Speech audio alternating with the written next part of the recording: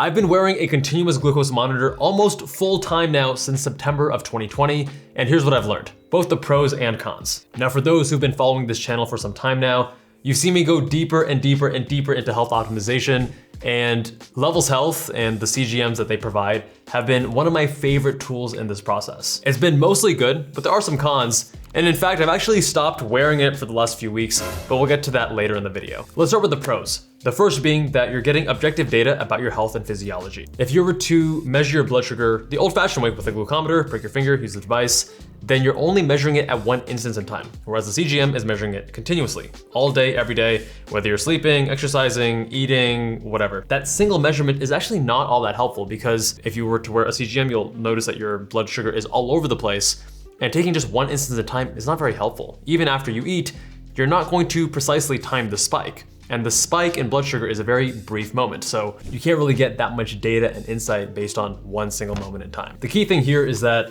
we've all been told, eat this food, don't eat that food, but our physiologies are all different. Our gut microbiomes are all different. So a food that is good for me or bad for me may be the opposite for you and vice versa. I think that even wearing a CGM for a month or two can be very insightful. In fact, you're gonna get a lot of insight in just that short period of time.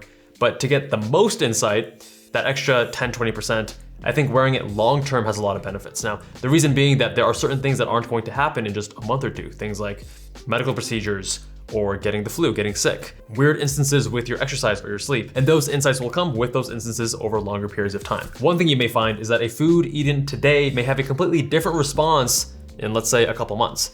That's because our gut microbiomes can change as well. So there's a study showing that from changing to a plant-based diet, you can have complete, significant, drastic changes to your gut microbiome in as little as 16 weeks. The second thing is that it holds you accountable. And this is similar to the Hawthorne effect in research studies where subjects will actually change their behavior because they know that they're being observed. And the same thing is happening here because I'm seeing my data real time and I can't lie, right? If I eat something, I'm gonna get a certain result on my CGM. And as a result, I game the system. I know that I wanna see good data on my app, so I'll make better choices day to day. Right now, I haven't been wearing one for a few weeks, and I can confidently say that I've been making poor choices when it comes to my diet. Part of that's gonna depend on your personality, so depending on how competitive you are with yourself, that may or may not become a factor. The third thing has less to do with CGMs, or more to do with Levels, because I really like their app. The way it works is you have two main types of CGMs. There's the Freestyle Libre and the Dexcom, and they each have their own apps that are from those manufacturers. But then Levels has their own CGM app that takes the data from one of those two sensors and imports it into their own app. And that app that they have, the Levels app, is actually really well done. Unlike these manufacturer apps that are just giving you the raw data, the Levels app actually takes other information as well. So you're able to see your exercise, your food choices, you're able to actually run experiments by yourself, you're able to get suggestions from the app. So you don't have to be a clinician or a health professional to actually understand the data and get a lot of benefit from it. Next up, Levels is more than just continuous glucose monitors. They're about metabolic health overall, and that includes things like regular blood draws. This is really cool because they'll actually send a mobile phlebotomist to your house to draw your blood, or to your hotel or wherever you are, and you'll get various markers tested, things like your cholesterol, fasting blood sugar, insulin, hemoglobin A1C, and many others. If you're a nerd like me, then having this data and being able to trend it over time is really helpful. And also if you're a busy person, it's super clutch to have someone come to your house rather than have to go to LabCorp or Quest or wherever and then wait in line, and it becomes a whole afternoon thing. All right, on to the cons, the downsides of using a continuous glucose monitor. First, depending on your personality, having too much data can actually be a source of stress. When I first started using a CGM, I had very high standards. I was like, okay, I'm never gonna go over 140, and I'm gonna be super level and eat super clean. And having really high standards is just setting yourself up for failure. If you have these really high standards and you're completely missing them, you're just gonna feel crappy. At least that's what happened to me. Now, I've seen this a lot actually with sleep trackers. So I use an Oura Ring to track my sleep. And one of my buddies who's a sports medicine physician, he also got an Oura Ring and started tracking it.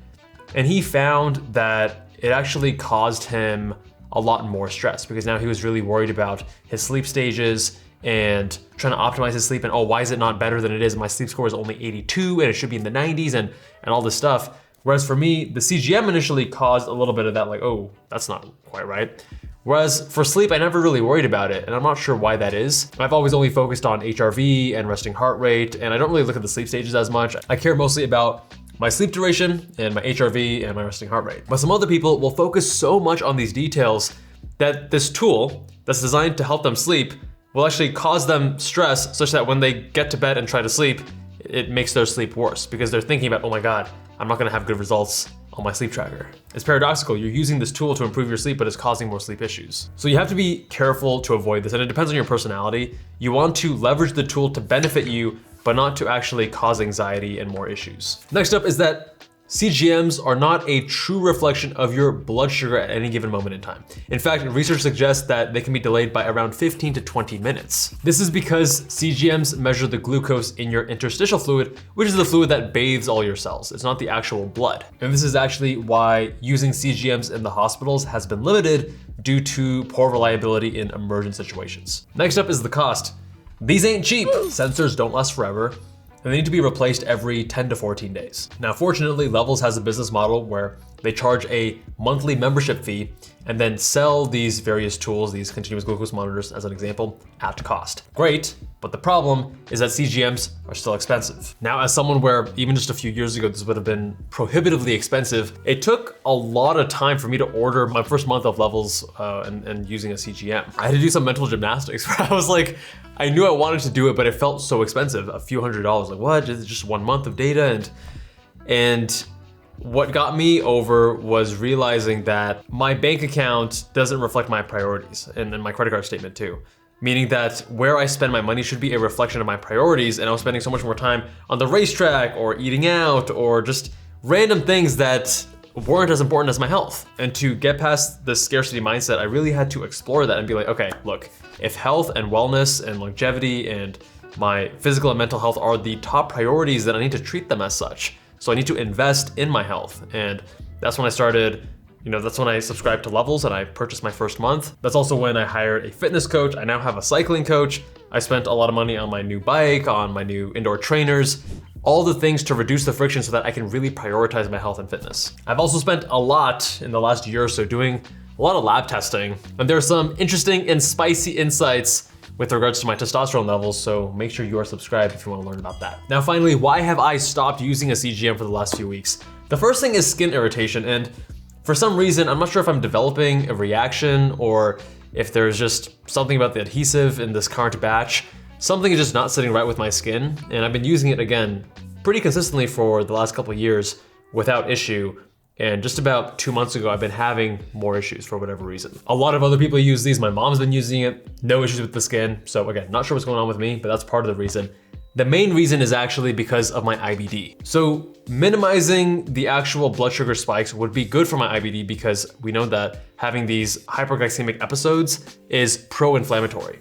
And IBD, inflammatory bowel disease, is an inflammatory disease. So that's a good thing to minimize the inflammation. But the reason I'm not wearing it is when I'm flaring with my IBD, it is so much harder for me to make optimal decisions with my health, because one of the things with regards to having better blood sugar control is eating a lot of fiber. But if I'm flaring, I don't want to be eating a lot of vegetables and fiber and things like that that are going to exacerbate my condition. It's oftentimes hard enough to just make the choices to eat things that are going to calm my gut down, and then adding the stress to that of being like, oh my God, I'm gonna spike to 180 plus if I eat this thing versus that thing. I just don't want to add that extra burden. I'll probably get back to wearing one in the next few weeks, but it's also kind of nice to switch things up because I've been wearing one 95% of the time for the last few years. Big thanks to Levels for sponsoring this video. If you want to learn more about Levels, then check them out up here or the link down in the description. Use my link to get a special offer on your membership. Now you might be wondering, would you benefit from wearing a CGM? I do actually answer that question right up here. Much love, and I'll see you guys there.